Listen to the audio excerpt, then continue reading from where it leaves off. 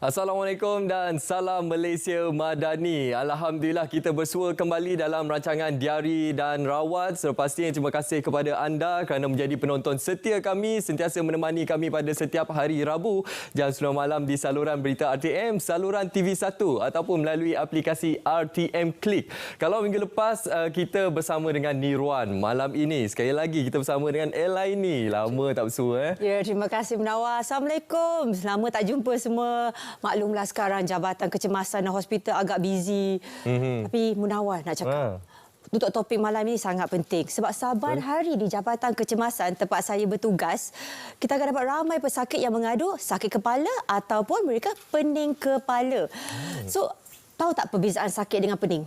Oh, yang itu simptom yang biasa kita alami lah. Selalunya kita akan tengoklah, kita termasuk saya sendiri mengalami situasi pening kepala, termasuk bila kita membuat kerja seharian dan sebagainya. Jadi ini merupakan simptom biasa kepada masyarakat umum lah ini. Memang simptom biasa, tetapi masalahnya ramai masyarakat tidak tahu nak membezakan antara pening dan sakit kepala. Sakit kepala adalah bila kita rasa kepala kita berdenyut atau menekan di mana-mana bahagian kepala seperti migraine, kita sakit sebelah kepala macam tu. Tetapi untuk pening kepala dia adalah perasaan tidak selesa di mana dia macam you rasa kepala ringan, mungkin rasa nak pitam atau istilah Inggerisnya giddiness. Tapi untuk malam ni perbezaan dia bukan itu saja. Kita akan membezakan mengenai pening kepala dan juga vertigo. Bila kita sebut vertigo ini, pastinya ramai yang tidak pernah mendengar, ada juga ataupun ada yang pernah mendengar istilah vertigo ini tapi tak tahu apa sebenarnya maksud vertigo ni. Tapi kalau kita sentuh sikit berkenaan vertigo ni, apa sebenarnya situasi yang ataupun simptom yang mungkin dialami oleh seseorang individu ini? So, vertigo berbanding dengan pening sebenarnya ialah vertigo ni perasaan diri kita ataupun keadaan sekeliling kita rasa berpusing-pusing atau berputar. Kadang-kadang kalau kita tutup mata pun kita boleh rasa keadaan keliling kita berpusing, telinga berdesing. Gejala lainnya seperti kita berasa loya, badan tak seimbang, tuyul hayang dan ada yang terlantar di lantai. So benda ini akan kita tak dapat melakukan aktiviti harian kita. Betul. Ia pastinya akan menyebabkan implikasi kepada bukan sahaja kesihatan kita tetapi juga kerja rutin harian kita seterusnya. Dan sudah pasti selepas ini kami akan dapatkan pencerahan yang lebih mendalam lagi. Kami bawakan pakar di studio seperti biasa untuk pemahaman anda. Tapi saya nak war-warkan kepada anda juga boleh menyaksikan kami di Facebook rasmi kami Berita RTM dan juga DRRTM. Di situ kami bukakan platform dan juga ruang untuk anda mengajukan soalan dan juga berkongsi pengalaman bersama kami. Okey, sekarang ini penonton dan juga Elaini, sebelum kita bersama dengan pakar kita sebentar saja lagi, kita nak saksikan teaser yang kami sediakan berkenaan dengan topik kita pada malam ini.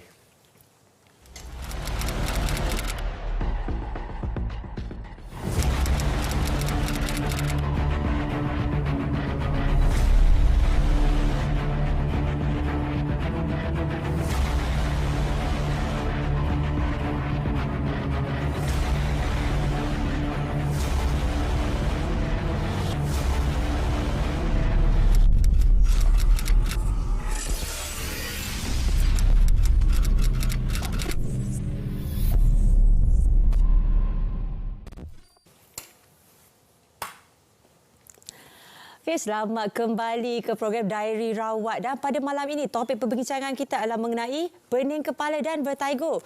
Tetamu kita malam ini bukan saja famous di dalam bidang perubatannya tetapi juga famous di media sosial.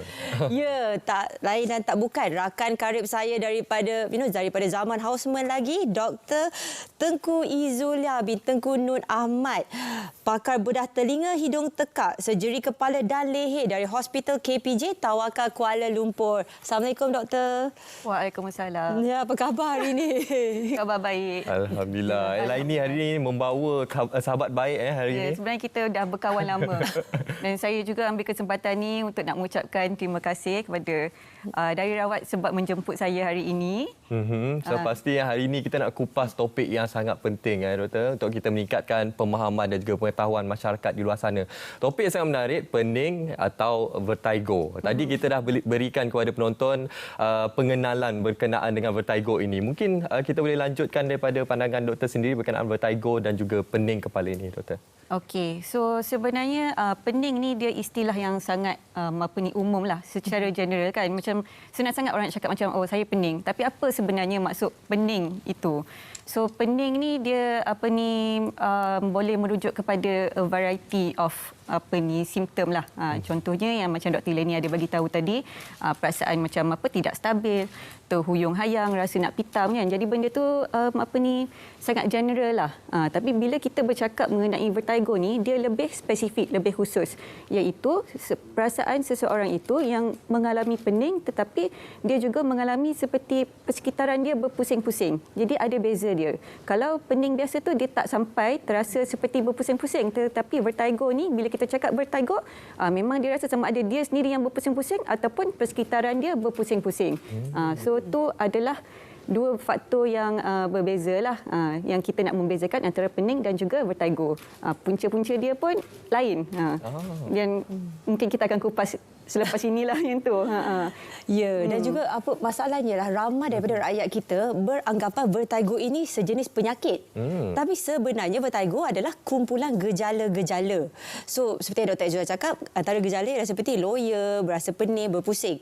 Apakah punca-punca sebenarnya vertigo ini?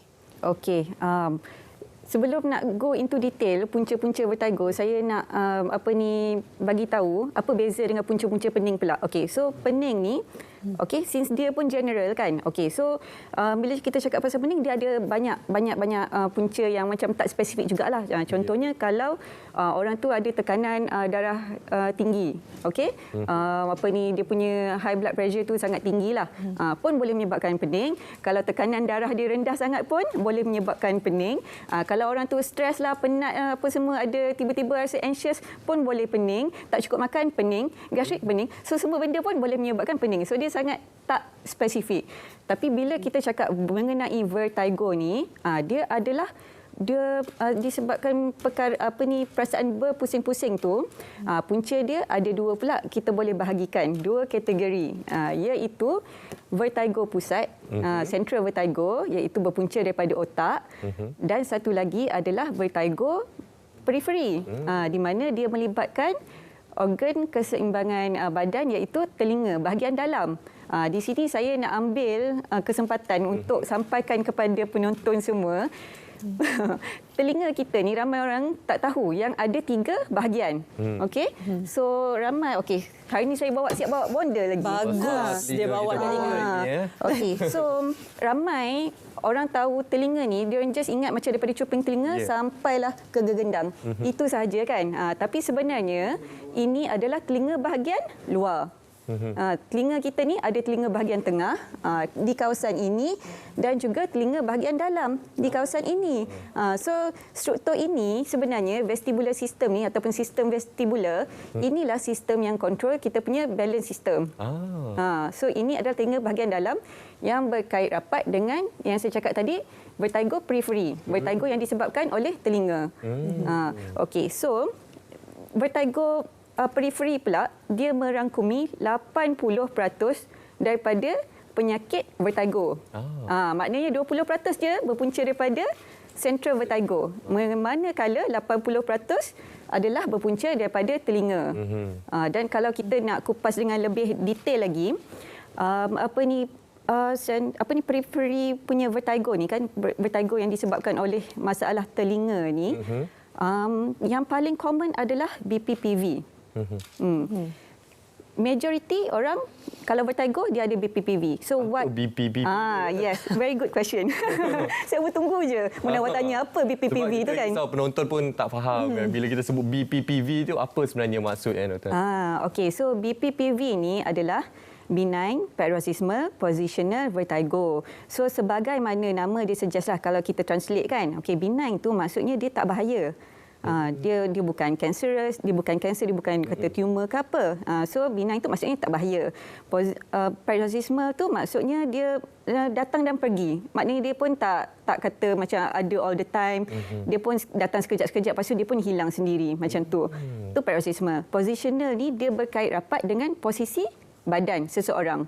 So certain movement badan, certain posisi badan kan boleh trigger this condition. Vertigo is macam yang saya kata tadilah, perasaan tidak seimbang yang berpusing-pusing. So benign paroxysmal positional vertigo BPPV ini yang paling penting dalam masalah vertigo. Kenapa ini berlaku? Okey. So dalam telinga kita ni, okey, dalam telinga bahagian dalam ni, telinga dalam kan? Telinga ada bahagian luar, tengah dan juga dalam. Tiga Okey. bahagian. Yes. bahagian, Tiga bahagian. So telinga bahagian dalam ni memang kejadian Tuhan buat memang ada cecair dalam telinga bahagian dalam. So dalam cecair itu pula adanya kristal-kristal kecil lah, calcium carbonate kristal yang sepatutnya berada di kawasan ini. Tetapi untuk orang yang ada masalah BPPV ni, apa yang berlaku, kristal ni terkeluar pula daripada tempat asal dia tu, masuk dalam yang bulatan, separa bulatan ni, semicircular canal ni. Jadi dia dah hantar signal yang salah kepada otak. Sebab daripada sini yang pergi hantar signal ke otak kita. Jadi otak tu macam dapat signal yang salah. Yang tidak tepat.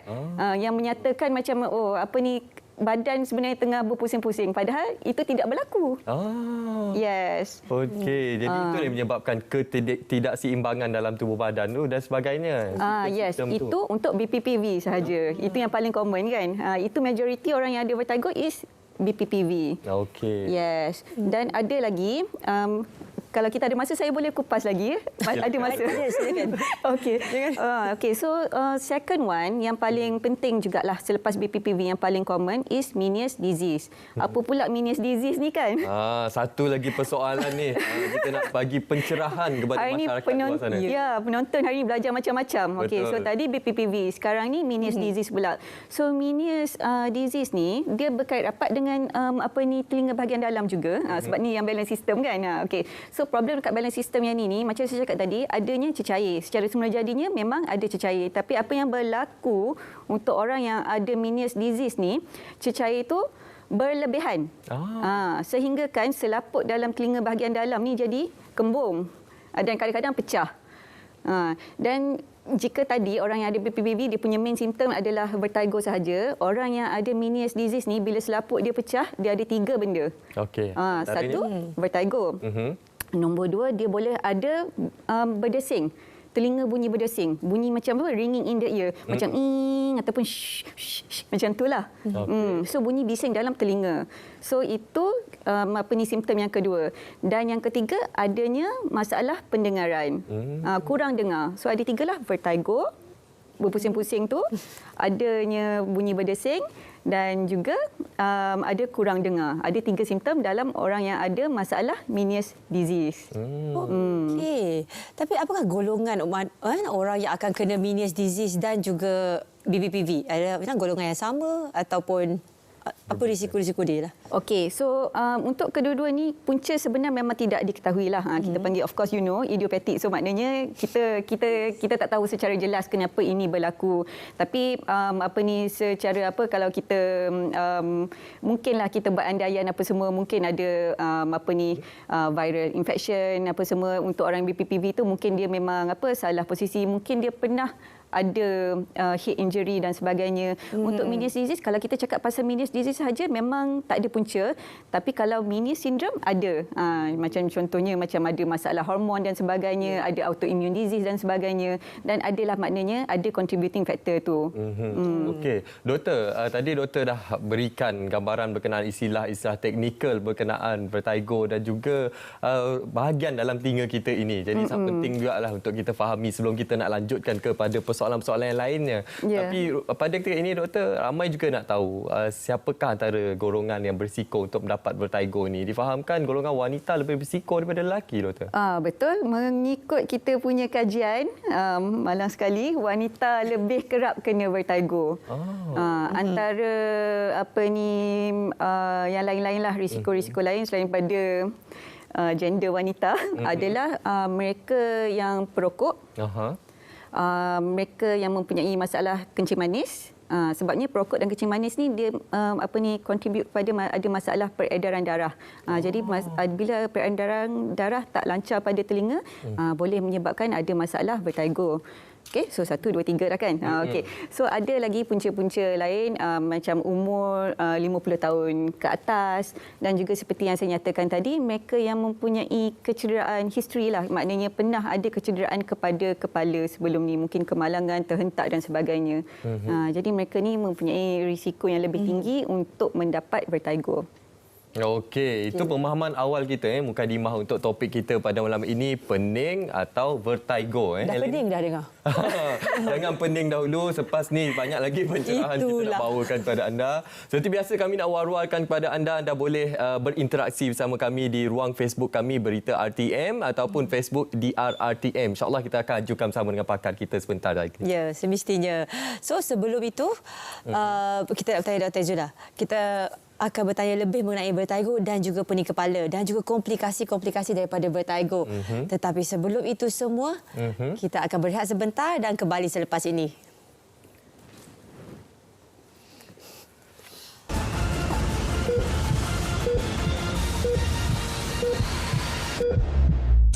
Anak yang tidak mendapat cukup makanan berkhasiat berisiko mengalami masalah berat badan, susut serta bantut. Kurang zat makanan akan menyebabkan anak kita kelihatan kecil dan rendah berbanding rakan sebaya, sering sakit, tidak aktif, bermasalah dalam pembelajaran, tidak produktif, kurang keyakinan diri dan berisiko kepada masalah penyakit lain. Jadi, pastikan anak kita mendapat makanan yang berkhasiat agar mereka membesar dengan sihat, kuat, bijak dan aktif. Jom jadi anak Malaysia yang tinggi, sihat selamanya.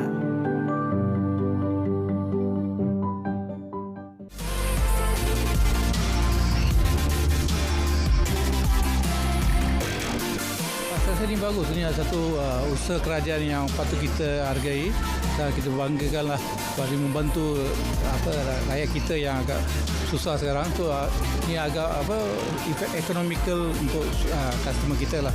Untuk saya rasa kita kena support lah sebab pada masa sekarang ni kan dengan ekonomi yang tak menentu, jadi program macam ni yang dapat mengurangkan beban. Bagi saya benda ni patut digalakkan sebab dia boleh membantu banyak lagi golongan yang yang tak berkemampuan lah, ataupun orang-orang yang macam maksudnya lagi memerlukan macam ni, sebab dia satu set baloi sangat, ada air, ada nasi, ada lauk dengan sayur sekali.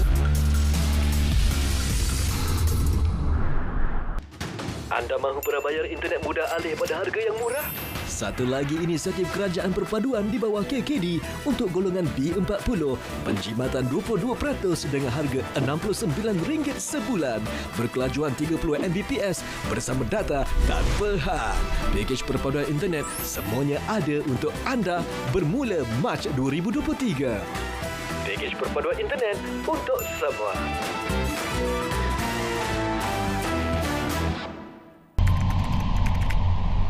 Hentikan penyebaran kandungan berbau hasutan. Dekati kedamaian, pupuk persefahaman dan jauhi perbalahan. Bersama-sama kita memupuk semangat perpaduan. Hindari sebarang tindakan yang boleh mencetuskan provokasi kaum. Raikan hari perayaan di Malaysia bersama-sama dengan mengunjungi antara satu sama lain. Selain mengeratkan silaturahim, masyarakat juga dapat memahami dan menghormati perayaan di Malaysia. Sertai aktiviti kemasyarakatan dan sukan bersama-sama. Dan sebaran mesej positif mengenai kepentingan perpaduan oleh media massa. Sekiranya terdapat maklumat kandungan sensitif, berbaur agama, bangsa dan institusi diraja atau 3R, laporkan kepada Suruhanjaya Komunikasi dan Multimedia Malaysia SKMM.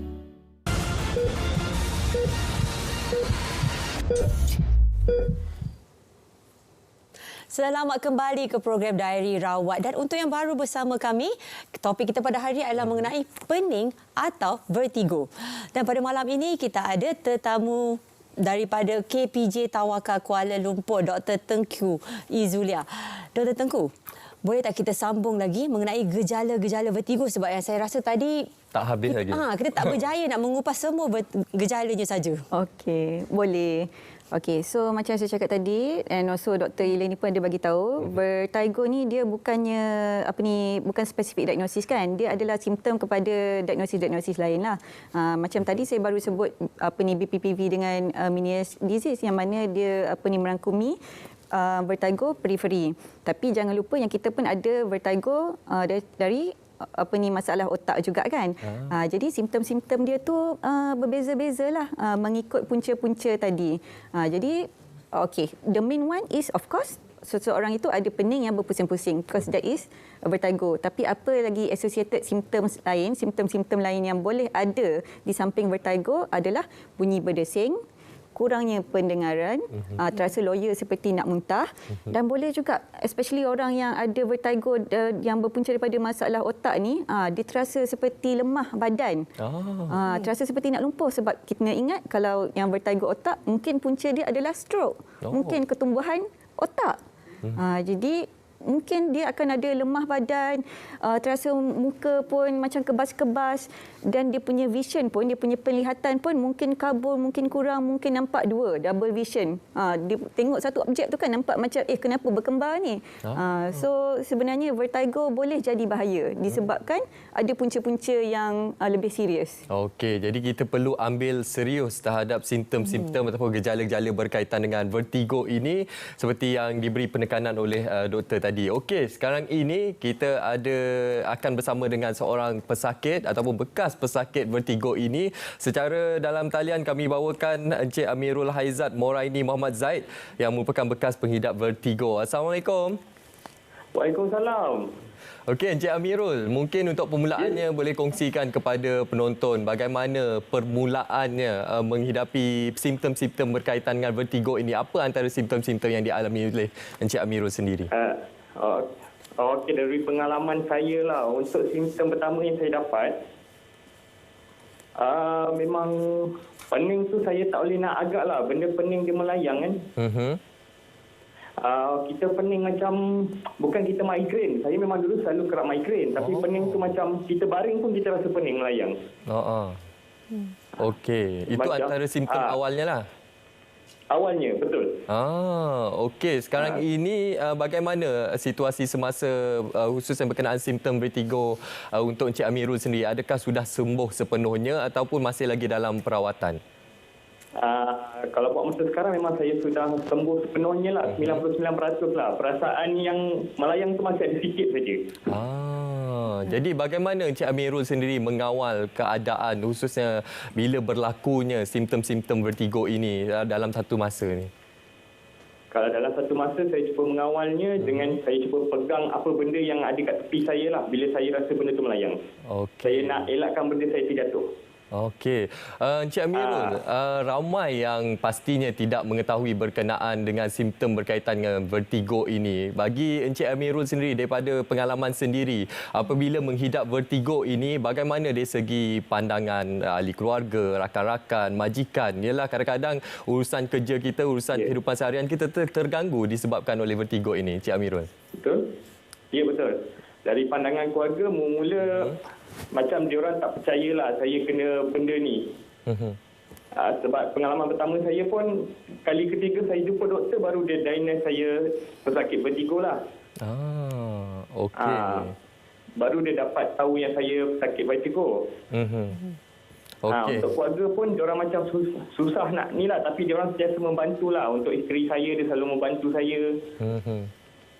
Okey, jadi sekarang ini situasinya semakin bertambah baik dan juga difahamkan Encik Amirul juga turut bersama dengan komuniti iaitu melalui platform Facebook iaitu Malaysia Vertigo, Malaysian Vertigo Community Group. Community Group. Okey, mengapa pentingnya ada platform seumpama ini untuk memberikan kesedaran kepada masyarakat di luar sana, Encik Amirul? Ya, betul. Platform tu, masa kita buat tu, kita nak bagi kesedaran untuk orang lain lah. Sebab dari pengalaman yang saya jumpa semua pesakit ni, kebanyakan diorang dah lama kena tapi diorang tak tahu pun diorang kena vertigo. Diorang cuma rasa diorang melayang saja. Okey. Sebab bila diorang pergi hospital tu, doktor tak dapat detect dia vertigo. Okey. Jadi apa antara saranan-saranan pentinglah daripada Encik Amirul sendiri berkenaan dengan individu-individu di luar sana yang mungkin ada mengalami simptom-simptom berkaitan dengan vertigo ini tetapi tidak mahu mendapatkan perawatan dan mengambil sambil lewa sahaja berkenaan simptom ini, Encik Amirul? Okey, saranan penting saya kita buat follow up check up kepada yang lebih pakar lah. Macam saya juga follow up dengan pakar ENT apa semua. Okey. Kita buat follow up. Lepas tu kalau boleh tanyalah orang sekeliling kita kan. Mana yang dapat membantu, kita membantu. Sekarang ni Encik Amirul masih lagi mengambil ubat-ubatan untuk mengawal situasi berkenaan vertigo ini? Saya masih ada ambil satu ubat lagi. Tapi saya ambil sebulan sebiji saja. Okey, baik. Baik. Terima kasih kita ucapkan kepada Encik Amirul Aizat atas perkongsian pengalaman dan kami doakan semoga Encik Amirul sentiasa sihat, insya-Allah sembuh daripada simptom-simptom berkaitan dengan vertigo ini. Terima kasih. Okey, seterusnya. Baik, terima kasih Encik Amirul tadi. Seperti yang Encik Amirul bercakap tadi, dia ada migraine dan dia tak pasti sama ada masa itu dia kena migraine ataupun vertigo. Bolehkah Dr. Tengku menjelaskan lagi apa perbezaan migraine dan vertigo kepada rakyat penonton kita?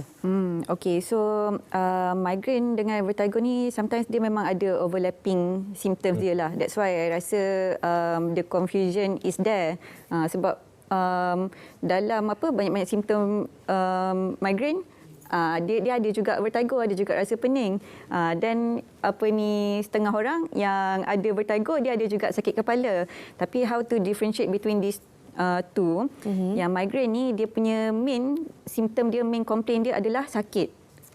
Sakit ni maksudnya memang ialah sakit yang kebanyakannya berdenyut-denyut, mencucuk-cucuk, dan biasanya untuk migraine dia sebelah kepala lah. And biasanya accompanying migraine ni adalah photosensitivity, iaitu dia tak boleh tengok tempat yang cahaya terang, because benda tu akan menyebabkan masalah migraine dia lebih teruk. Dan di samping itu dia pun ada sensitivity towards sound juga, tempat yang bunyi bising semua. Orang yang ada migraine ni dia tak boleh. So apa yang orang yang ada migraine buat, biasanya dia ambil painkiller dan dia isolate diri dia. Dia berada stay bersendirian dalam bilik dia, tutup lampu, tutup langsir semua, tempat gelap dan tempat yang tak ada bunyi bising. Benda tu yang barulah dia punya simptom tu akan get relief. So itu migraine as compared to vertigo yang seperti yang kita bincangkan tadi, iaitu simptom dia lebih kepada pening yang berpusing-pusing lah. Of course akan ada associated simptom lain juga. Contohnya kalaulah vertigo tu adalah disebabkan oleh jangkitan kuman lah contohnya kan. Because boleh juga jangkitan kuman pada telinga bahagian dalam. So seseorang itu pun boleh ada sakit kepala juga. Tapi simptom vertigo tu yang pening, yang pusing-pusing tu yang lebih utama. Okey, itu perbezaan dan juga perkaitan simptom di antara migraine dan juga vertigo ini. Okey, selepas ini penonton, kami akan baca soalan-soalan dan juga komentar-komentar yang anda ajukan di Facebook rasmi kami Berita RTM. Tapi terlebih dahulu pada ruangan ini kita nak saksikan kapsul farmasi bersama dengan Sofatun, iaitu berkenaan dengan silap ambil ubat akan memberi kesan mudarat kepada kesihatan. Jom kita saksikan.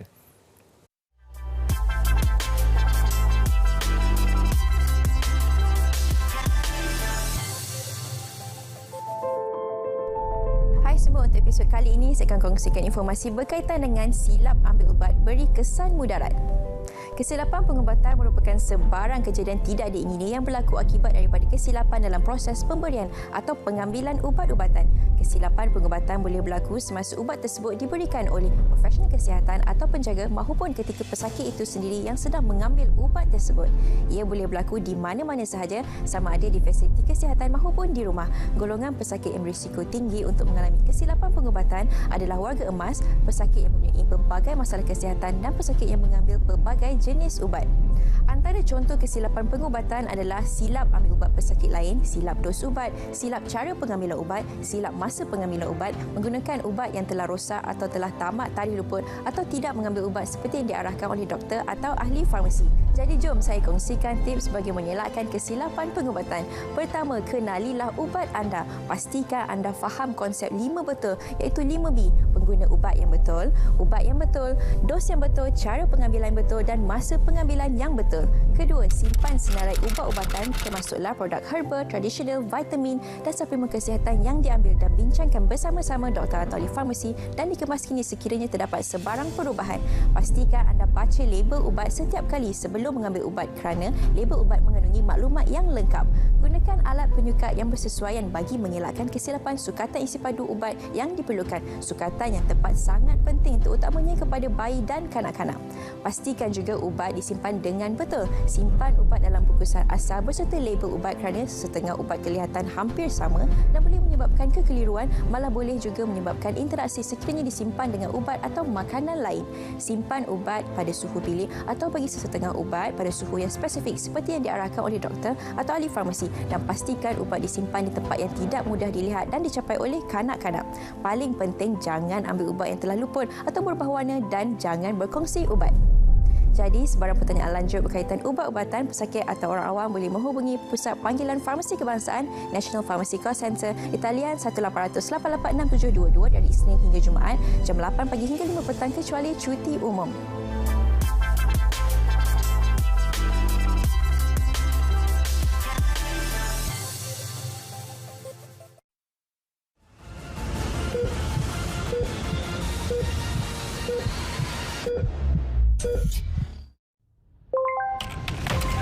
Dalam kita membangunkan aplikasi yang memberi kesejahteraan kepada negara, ada yang menyalahgunakannya. Sejak kebelakangan ini, terdapat peningkatan ketara dalam penyebaran maklumat atau berita palsu yang boleh menimbulkan kekeliruan dan kegusaran di kalangan masyarakat. Ancaman berita palsu tanpa verifikasi sumber, fakta dan maklumat memberi impak serta implikasi negatif kepada rakyat dan negara. Sebarang penyebaran berita palsu akan dikenakan tindakan undang-undang serta didakwa mengikut Seksyen 505 Kanun Kesiksaan dan Seksyen 233 Akta Komunikasi dan Multimedia 1998. Denda maksimum RM50,000 atau penjara tidak melebihi 1 tahun atau kedua-duanya dan juga denda selanjutnya setiap hari kesalahan berjumlah RM1,000. Bersama, cegah berita palsu. Sebar fakta, bukan dusta. Tidak pasti, jangan kongsi.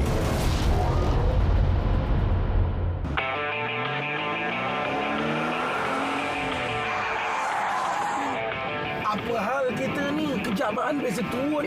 Syuk.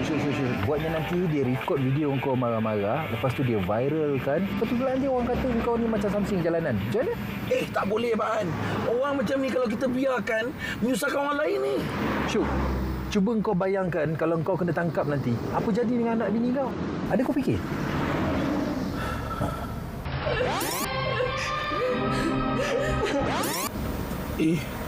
Takutlah saya, Baan.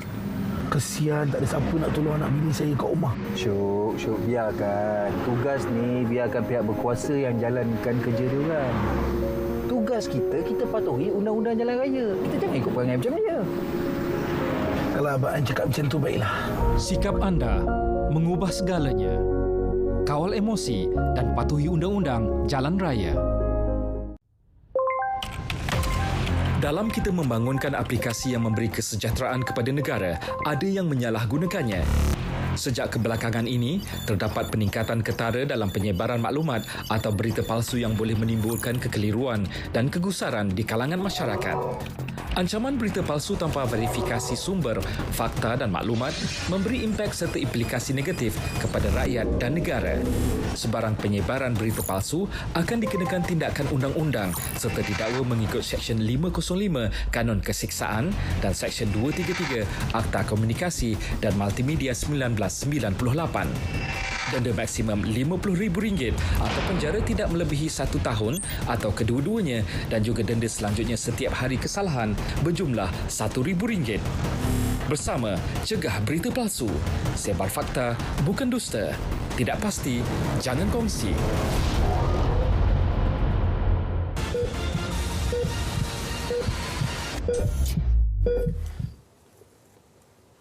Okey, selamat kembali dan terima kasih kerana masih lagi setia bersama kami dalam Diari Rawat. Dan sepastinya pada ruangan ini kita nak baca persoalan-persoalan oleh rakan-rakan kita di Facebook. Ya, banyak antara soalan-soalan yang kita dah dapat dan kita akan mulakan dengan soalan yang pertama.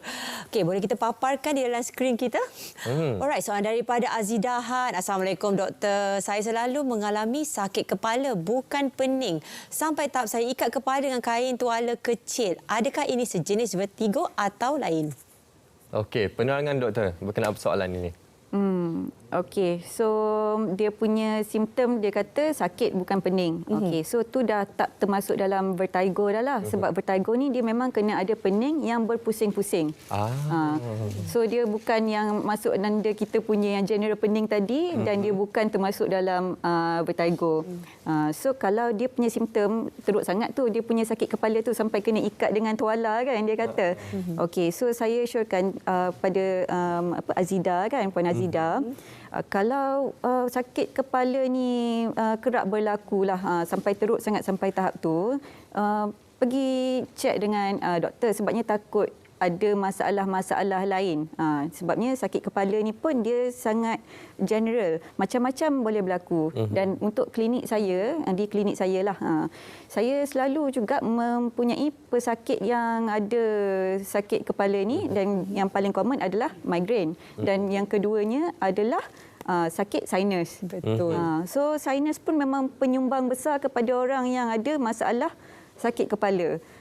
Dan mungkin ada masalah lain lagi yang lebih serius kalau dia kata sakit dia tu teruk sangat.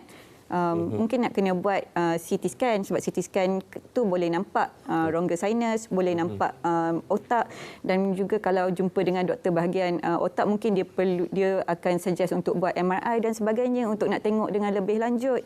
Okey, kita harapkan ianya memberi pemahaman yang jelas kepada penonton lah, khususnya berkenaan simptom yang berkaitan dengan vertigo ini, iaitu antara simptom utamanya ialah menyebabkan kita merasa keadaan persekitaran kita berpusing-pusing, doktor. Ya, terhuyung-hayang. Kalau tutup mata pun, kalau mengikut pesakit-pesakit saya, bila saya jumpa di Jabatan Kecemasan, tengah baring dalam gelap pun dia akan rasa bilik tu berpusing keliling. Loya dan memang tak tahan langsung. Okey, itu vertigo sebenarnya. Ya. Okey, kita nak baca satu lagi persoalan di Facebook sekarang ini daripada sahabat Facebook kita iaitu Ayu Razi. Assalamualaikum doktor. Saya pernah operasi telinga disebabkan oleh otitis right media setahun yang lalu. Baru-baru ini saya sentiasa pening kepala dan tidak stabil. Adakah disebabkan oleh ORM tersebut? Doktor, bagaimana doktor? Okey, so dia pernah mengalami otitis media. So otitis media ni maksudnya ada jangkitan pada telinga bahagian tengah lah. Tunjuk sini. Okey, so telinga bahagian tengah ni kat sini. Dia kat belakang, ni gegendang kan. Ni daripada cuping, ni gegendang. Dekat bahagian sini ni adalah telinga bahagian tengah. So dia ada jangkitan di sini. So disebabkan dia pun bersebelahan dengan telinga bahagian dalam. So otitis media pun boleh menyebabkan seseorang itu ada vertigo. Tapi kurang jelas dari segi yang soalan tadilah. Mungkin kalau berjumpa dengan doktor boleh tanya dengan lebih lanjut lagi sama ada dah selesai, sudah masih menerima rawatan, operasi apa yang dia buat, adakah benda itu masih berulang, adakah dia masih lagi dalam rawatan dan sebagainya. Sebabnya kalau kata otitis media dia belum sembuh lagi ataupun masih berulang-ulang lagi, mungkin itu adalah penyumbang kepada dia masih mendapat vertigo lah ataupun sekarang mengalami masalah vertigo. Betul tu. Sebenarnya ramai juga persoalan di dalam Facebook kita yang bertanyakan mengenai rawatan untuk vertigo. So, Dr. Tengku boleh cuba explainkan dengan detail lagi mengenai rawatan-rawatan, adakah ia berkaitan dengan jenis, contohnya seperti Meniere's disease, mungkin rawatannya berlainan, BPPV, rawatan yang berlainan. Okey, betul. So first of all, apa yang pesakit vertigo perlu buat adalah mendapat jumpa dengan doktor yang betul supaya diagnosis yang betul boleh dibuat. Ini kerana ia sangat penting sebabnya dengan diagnosis yang betul, barulah rawatan yang betul boleh diberikan. Kerana vertigo ni punca dia berbeza-beza. Jadi rawatan tu pun berbeza-beza. So kalau salah diagnosis, salah rawatan, memang tak berkesanlah benda tu. So bercakap mengenai rawatan, okey. paling common macam saya kata tadi adalah BPPV. So saya nak sentuh sikitlah mengenai rawatan BPPV kan, benign paroxysmal positional vertigo. Dia nasib baiknya macam yang nama dia pun suggest, dia benign kan. So rawatan dia pun alhamdulillah ramai orang boleh sembuh sepenuhnya. Dan rawatan dia pun simple. Pergi jumpa dengan Dr. ENT. Dr. ENT buat satu manuver untuk nak positionkan balik kristal yang tadi tu dah terkeluar daripada tempat asal dia tu, dah masuk dalam bulatan-bulatan ni, untuk kembalikan balik kristal-kristal yang dah bergerak ke tempat lain tu balik ke tempat asal dia. Dan peratusan untuk sukses adalah tinggi. 80% ke 90%. Yes. Okay. So dan untuk nak prevent benda tu from happening again, pesakit pun boleh buat sendiri. Memang yang pertama kali doktor ENT, doktor pakar ENT yang kena buat, iaitu apply maneuver. Tapi lepas tu untuk penambahbaikan, untuk supaya pesakit benda tu tak berulang-ulang, dia boleh buat sendiri di rumah. Ada habituation exercise dan sebagainya. Kita pun boleh refer kalau kata patient tak rasa macam dia tak confident lah nak buat sendiri, kita boleh refer pada fisioterapi dan apa semua untuk ajar dulu mungkin 2-3 kali sampai dia dah rasa confident dan dia boleh buat sendiri di rumah. Okey, itu pencerahan yang cukup mendalam berkenaan dengan rawatan yang dilakukan untuk vertigo ini. Okey, alhamdulillah sebenarnya pada ketika ini banyak sangat soalan-soalan yang telah pun diajukan di ruangan Facebook kita. Sekarang ni mencecah 40 soalan. Jadi kita memberi ruang untuk anda bertanya kepada pakar kita. Kita nak baca satu lagi persoalan daripada rakan kita di Facebook pada ketika ini, iaitu jom kita paparkan daripada Saiful Ardan Jamaluddin. Assalamualaikum doktor. Pesakit thalassemia minor selalunya kekurangan darah merah. Ada kalanya boleh menyebabkan rasa kepala berpusing dan pening, terutama bila bangun dari duduk sehingga kadang-kala rasa nak muntah. Adakah ini juga sebab vertigo, doktor? Okey, so kalau kita tengok daripada segi dia punya definisi tu, memang dia vertigo lah, sebab dia pening dan berpusing-pusing. Tapi dia pun dah tahu dah apa punca dia. So yang tu kita dia kena bercakap dengan doktor yang merawat dia itulah untuk nak correct balik apa semua, dan try to minimize lah apa ni daripada segi dia punya simptom tu, apa yang doktor dia boleh bantu dia, sama ada nak bagi darah transfusion lebih ke ataupun ada suplemen lebih dan sebagainya. Dan at the same time saya juga syorkan mungkin boleh jumpa dengan Dr. ENT, sebabnya kadang-kadang kalau biasanya pesakit thalassemia ni dia memang dah under follow up dah. So takutnya bukan disebabkan masalah itu. Mungkin dia pun ada masalah lain lagi. Cuma dia je rasa dia ada benda ni disebabkan oleh thalassemia dia. Tapi sebenarnya ada. Thalassemia tu memang dah ada. Tapi sebenarnya dia pun ada masalah lain lagi. So saya rasa no harm in getting second opinion ke jumpa dengan doktor lain dan sebagainya lah. Okey. Okey, doktor, kalau kita bercakap mengenai vertigo ini, adakah vertigo ini akan sembuh sepenuhnya, doktor? Ataupun ianya akan membelenggu individu tersebut sampai satu jangka masa yang panjang, doktor? Okey, so kalaulah yang paling common macam saya kata tu, 80% of the people who suffer from vertigo kan, 80% orang yang mengalami vertigo ni disebabkan oleh BPPV, dia punya peratusan untuk sembuh sepenuhnya adalah sangat-sangat tinggi, sangat-sangat cemerlang. Tapi of course adalah lagi yang masalah lain kan, contohnya macam vertigo otak dan sebagainya. Yang tu kena tengok keadaan, kena tengok apa punca dia, apakah jenis, sama ada stroke ke ataupun ketumbuhan otak pun ada dua jenis, sama ada ketumbuhan yang biasa ataupun kanser dan sebagainya. Yang tu kita kena go into more detail lah. Tapi kalau kita bercakap mengenai kebanyakan orang, majoriti orang yang ada BPPV, Meniere's apa semua ni, boleh dirawat dan boleh sembuh sepenuhnya. Cumanya, dia ada cumanya, once you dah dapat vertigo, walaupun you sembuh sepenuhnya, you kena hati-hati sebabnya dia boleh berulang. Okey. So biasanya doktor akan ajarlah juga macam mana nak prevent benda tu from happening again. Untuk nak minimize the risk of benda tu berulang-ulang lah. Okey, jom. Mari kita tengok lagi satu soalan Facebook yang kita ada sekarang daripada mana je? Jom kita saksikan soalan daripada Nadia Rabiha Miskan, minta maaf. Assalamualaikum doktor, mohon pencerahan. Sejak kelahiran anak kelima ini saya sering alami pening dan sakit kepala. Boleh dikatakan seminggu sekali. Pening, sakit kepala, terus rasa loya dan perut memulas-mulas. Paling terus sampai tahap tak boleh nak buka mata. Biasanya setengah hari, boleh jadi sepanjang hari akan rasa macam ni. Okey Dr. Tengku, sebelum menjawab soalan ini, kita akan menonton Dr. Jim, satu segmen baru mengenai kesihatan, senaman untuk kesihatan. Betul, untuk menguruskan berat badan, khususnya untuk kita mendapat berat badan yang ideal. Jom kita saksikan Dr. Jim.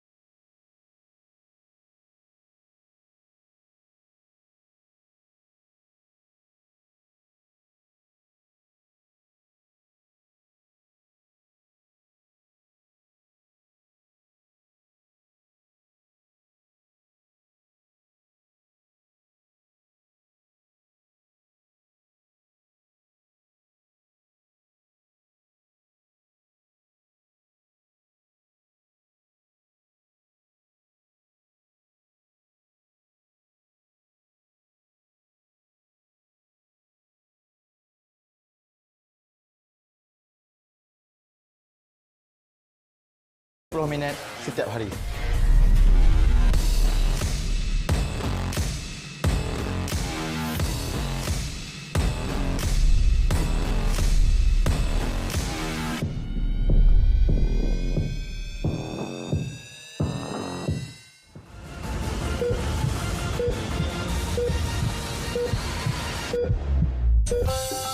Ini Bob.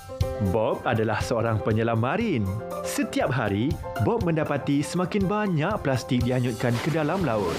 Kesannya boleh mengakibatkan jumlah plastik melebihi daripada hidupan laut menjelang 2050 jika tindakan tidak diambil. Dianggarkan 50% plastik yang dihasilkan adalah plastik sekali guna dan 13 juta tan plastik dihanyutkan ke laut.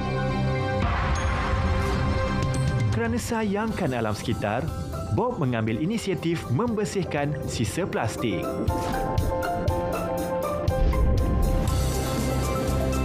Kita semua boleh memainkan peranan dalam menjaga alam sekitar. Hindari plastik sekali guna. Untuk maklumat lanjut, sila layari laman sesawang berikut.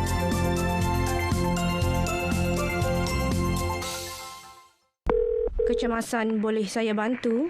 Encik, ada motor aksiden lah dekat sini, Encik. Langkah gajah kot. Encik, ada kebakaran lah di alamat 5 Jalan Tembikai Shah Alam. PGO dari FRT Shah Alam didapati tiada kebakaran berlaku di sini. Over.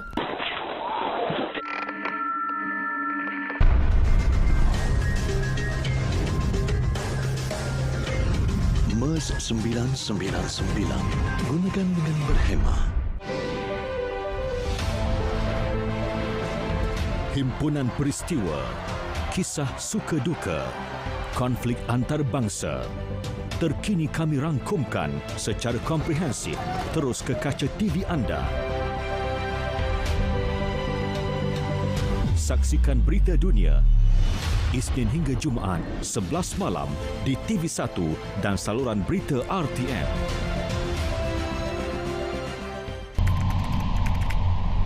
Hentikan penyebaran kandungan berbau hasutan. Dekati kedamaian, pupuk persefahaman dan jauhi perbalahan. Bersama-sama kita memupuk semangat perpaduan. Hindari sebarang tindakan yang boleh mencetuskan provokasi kaum. Raikan hari perayaan di Malaysia bersama-sama dengan mengunjungi antara satu sama lain. Selain mengeratkan silaturahim, masyarakat juga dapat memahami dan menghormati perayaan di Malaysia. Sertai aktiviti kemasyarakatan dan sukan bersama-sama. Dan sebaran mesej positif mengenai kepentingan perpaduan oleh media massa. Sekiranya terdapat maklumat kandungan sensitif, berbaur agama, bangsa dan institusi diraja atau 3R, laporkan kepada Suruhanjaya Komunikasi dan Multimedia Malaysia SKMM.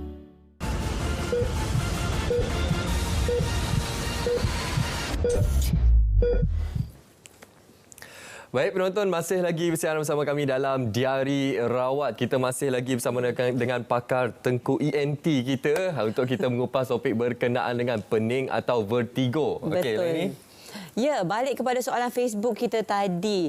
Okey, seperti kita paparkan di skrin kita daripada Nadia. So doktor, sejak kelahiran anak kelima ni saya sering mengalami pening kepala dan sakit, dan seminggu sekali akan dapat pening, sakit kepala, loya dan perut memulas. So adakah ini vertigo sebenarnya doktor ataupun penyakit lain? Silakan doktor. Okey. So kalau tengok sini antara simptom-simptom dia adalah pening, sakit kepala, loya, perut memulas kan. Okey. So dia tak nyatakan sama ada pening dia ni berpusing-pusing ke tidak. So tak boleh daripada sini macam mungkin bukan vertigo lah. Tapi mungkin ada simptom-simptom dia tu yang mungkin menunjukkan kepada migraine. Tambah pula dia cakap anak kelima.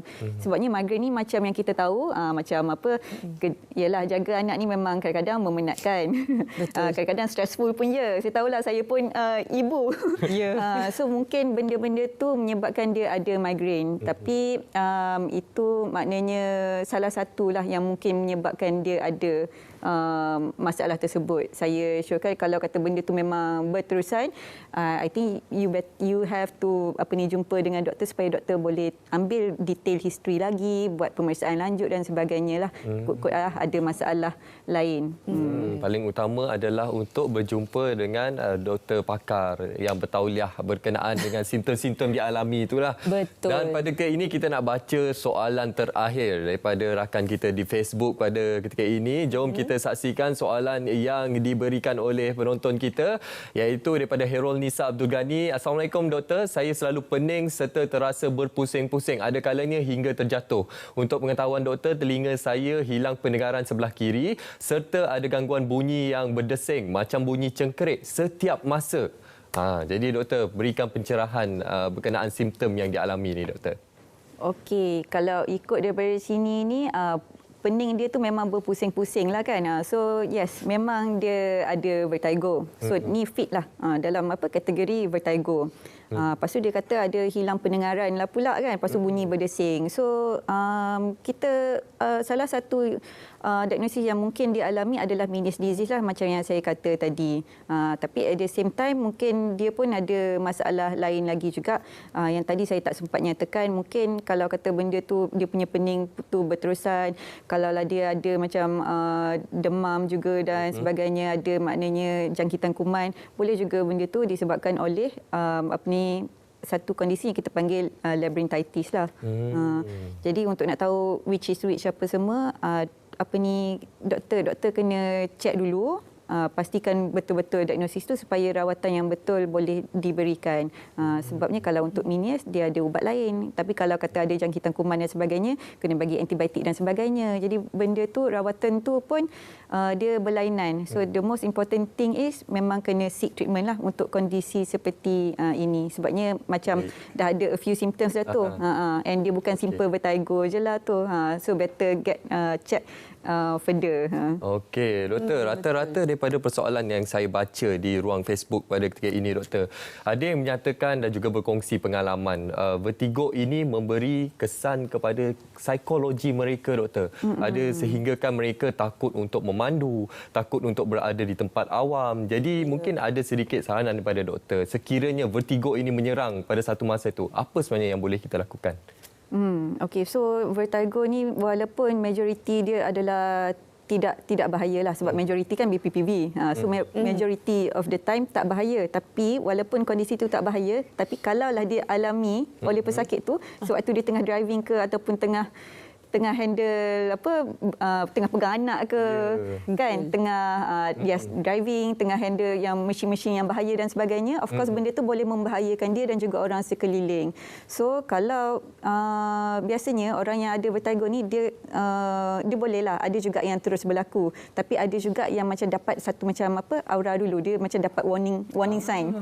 So kalau dia rasa macam dia akan dapat tu, terus macam kalau kata driving, cari tempat untuk nak berhenti dulu. Kalau pegang anak lah, letak anak.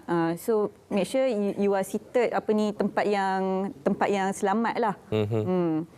So yang tu yang first kali lah saya rasa macam make yourself safe and also make others around you safe juga. Yalah, memang sangat bahaya sekali kita mengambil apa-apa simptom ketika memandu, bukan saja vertigo, sawan, sakit dada. So ini telah menyebabkan banyak kemalangan di jalan raya juga. So selalunya vertigo ni dia akan datang minor, macam tak teruk dulu, dan dia akan makin lama makin teruk sebelum tu. So doktor, sebelum dia semakin teruk, katalah kita tengah driving, tiba-tiba rasa benda vertigo ni nak datang. Apa sebenarnya yang kita boleh buat pada waktu itu selain daripada berhenti? Ada apa-apa manuver yang doktor boleh bagi nasihat kepada penonton kita? Okey, so kalau kata BPPV dia ada certain position. Contohnya kalau orang mungkin yang pertama kali diagnose tak tahulah, tapi kalau orang yang dah benda ni macam berulang-ulang lah berlaku macam saya kata kan, dia boleh sembuh sepenuhnya, tiba-tiba sampai satu masa dia boleh berlaku disebabkan salah posisi. So biasanya orang yang pernah dapat tu ataupun yang tak pernah diagnose lagi, mungkin lepas ni dia boleh try tengok kalau kenapa yang trigger dia tu side mana, kanan ke kiri, ada certain position yang trigger benda tu. Agak sukarlah saya admit, tapi setengah orang dia tahu, setengah posisi tu boleh menyebabkan ada vertigo tu. So memang kena try avoid that position lah. Ni kalau yang disebabkan oleh BPPV. Tapi malangnya kalau yang lain tu tak ada manuver lain yang dapat nak tolong. Okey, doktor, kita ada ruang masa lebih kurang 1 minit saja. Jadi kesimpulan daripada doktor sendiri berkenaan topik kita pada malam ini, mungkin ada sikit kata-kata nasihat kepada masyarakat berkenaan pentingnya untuk kita peka berkenaan simptom vertigo ini, doktor. Okey, so vertigo ni dia very debilitating lah, maksudnya dia boleh kacau kehidupan seseorang itu. Ada orang sampai tak boleh nak bangun seharian, jadi terganggulah, bukan setakat kerjaya, mungkin nak menguruskan anak-anak, rumah tangga dan sebagainya, tak boleh nak keluar dengan kawan. So benda tu memang really affecting someone's life. So saya memang galakkan siapa yang ada vertigo ni jangan terseksa seorang-seorang. Sebabnya boleh didiagnose dan boleh diberi rawatan dan peratusan untuk sembuh tu tinggi. Betul. Jadi jangan